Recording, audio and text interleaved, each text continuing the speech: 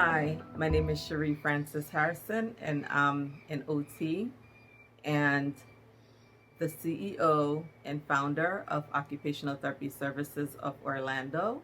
And today I'm going to be talking about falls, the conditions that cause a fall, and some strategies that can be put in place to reduce a person's possibility of falling. And according to the CDC, more than 300,000 individuals fall each year, requiring a lot of individuals to go to the ER. But today, I won't be talking about all the statistics. I'll be talking about the conditions that causes a fall and some strategies that can be implemented to reduce a person's possibility of falling. So some of the conditions that increases a person's risk for falling are: one, having weakness in the legs; two, being unsteady on your feet and having difficulty walking.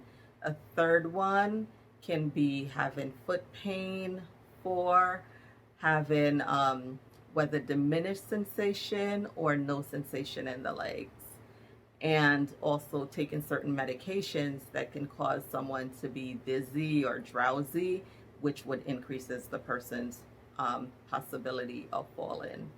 And lastly, having like uneven steps or having a lot of clutter in the home can be a trip hazard, which can cause someone to fall. So now I'm going to talk about some strategies that can be put in place to prevent a fall.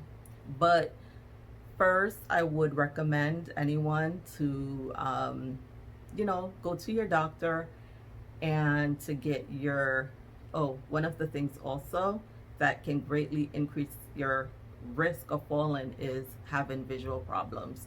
So I would recommend going to your doctor annually to get your checkup, where the doctor can check your eyes to make sure that if you need glasses, that that's something that can be prescribed for you, or if your vision is deteriorating, they can recommend you to an eye specialist. Also, the doctor can take a look at all the medications that you're taking, and if there's some that causes dizziness and things of that nature, the doctor can think about whether to lower the dose or to give you a different medication.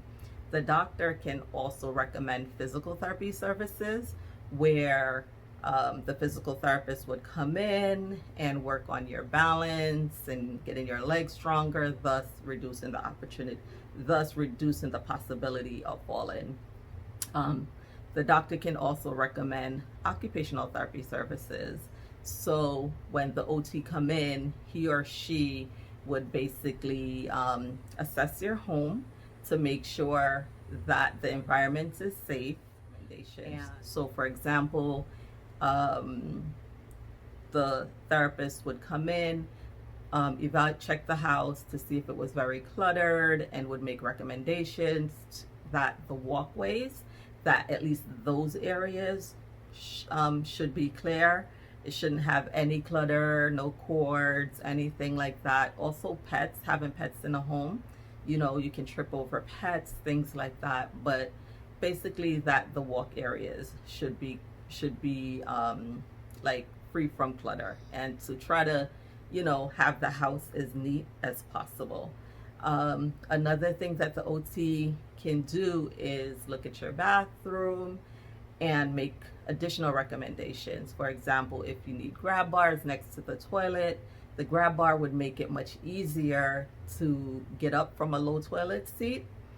Or also looking at in the shower area, because a lot of falls occurs in the shower, to make recommendations for like having a shower chair or a transfer tub bench with also a grab bar on the side, so that the person can sit and take a shower as opposed to standing. And when they're about to get out the shower, they could use the bar to pull up, thus reducing the person's chances of falling. Lastly, Another thing that can be implemented is having like a nightlight in the bedroom, so that if the individual has to go to the bathroom late at night, the room wouldn't be so dark and they'll be able to see, or just turn on the light to make the room brighter. Also making sure that like the home is well lit, so that there's proper lighting, whether it's at the in the hallways or at like the beginning or top of the stairs, so that the person can properly see and not trip over anything. Also, I forgot to say this, but just having like a rail on the outside too. I know some homes don't have a rail, but just installing a rail on the outside on both sides I would recommend, so that if you have steps that you have to go down and to ascend, that you have something to hold on to. Well, I hope that this information has helped to increase your understanding of what causes a fall and some things that can be done to reduce your possibilities of falling. But I have one request of you. If you can go over to my Facebook page and just follow for additional OT content. Okay, bye-bye.